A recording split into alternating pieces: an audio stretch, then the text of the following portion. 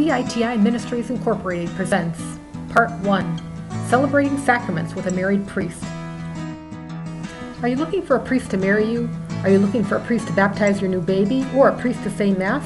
Consider asking a married priest or even a married priest and his spouse to address your sacramental and pastoral needs. CITI Ministries offers free referrals to married priests in your area.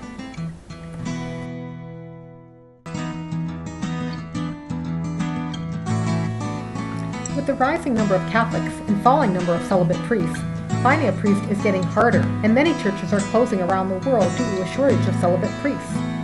CITI Ministries at Rentapriest.com can match you a priest in your area to celebrate your wedding, baptism, Mass, or other function. For a long time, we have been rebelling somewhat against the Catholic Church as an institution, and felt that this was some way in which to develop community of faith among small groups of people, and I feel in my heart that this is the way the Catholic Church has got to go, to allow married priests to return to perform their sacred duties as they should. My wife is Sheila, she's here, and I have not celebrated Mass in 23 years, so tonight is a first. It's a new beginning. The sacraments are so important to the Catholic Church that 21 canon laws support the use of married priests when celibate priests are not available. Canon 213 states, "The Christian faithful have the right to receive assistance from the pastors out of the spiritual goods of the Church, especially the Word of God and sacraments." I think the bottom line that legitimizes a married priesthood is the right of Catholic Christians to the sacraments, the right to the Eucharist unless impeded by a serious cause. This business that recent bishops have done using the Eucharist as some sort of a reward for agreeing with them, that's heresy. And I think that's abuse of the Eucharist. But I believe the bottom line is the right to sharing the memorial of Christ in the Eucharist. And it's a profound right, and it's not removed from anyone unless they themselves put themselves in a contrary position. Prohibition against married priests is suspended whenever a member of the faithful requests a sacrament. A person is permitted to request this for any just cause. Canon 1335. Major changes in the church have never come from the hierarchy. They've always come from grassroots. Altar girls, the Vatican said no, people used them anyway. Midnight Mass, wearing hats in church. If they want married priests, they're going to just have to invite married priests into the parishes to celebrate Mass. And that's how that's going to happen. Canon 27, custom becomes law in the church. There should be more opportunities, and we need priests, and if the priests are there to give us the energy they want to, then I think we should welcome them back. We met our father and discussed this with him and the pros and cons of not being married in the church with him, and we decided that this was a great idea for us, so we could have our second marriage with knowing that our faith was going with us. We made our vows in front of our friends and our relatives and in front of God. And it was performed by a man who has studied religion and has worshipped the Lord along with us. And we feel that this is a valid ceremony. And we know it's a valid ceremony. We do love one another.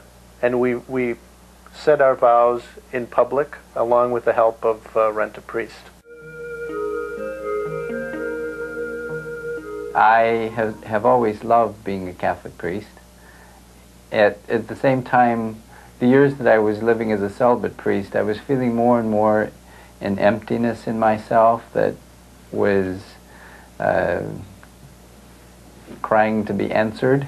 And since Jean and I have gotten married, I feel more whole than I've ever felt. I'm sort of trying to listen to the way God's Spirit is calling me or calling us to minister now, not waiting for the day when the Church formally has a married priesthood. Canon 290 states, after it has been validly received, sacred ordination never becomes invalid. When a priest leaves clerical ministry, what he loses is that legal licensing. He's still a priest, will be a priest forever. But what he loses is the ability to legally marry couples. So through the International Council of Community Churches, we're able to provide that endorsement, that ecclesiastical endorsement that is missing from his new ministry. If a Sunday or midweek Mass you've been accustomed to attending is no longer available due to shortages in the priesthood, you can call a married priest. If a baptism for your baby cannot be arranged for weeks or months due to scheduling, you can call a married priest.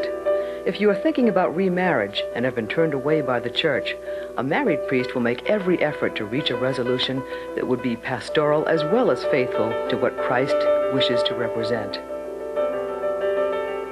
In the Catholic Church, practice leads to custom, and custom leads to law. Rentapriest has a list of married priests by zip code for your convenience. Many of them have come and said, we met this priest, he's married, but is that a real baptism? I said, yes, it is. Go for it.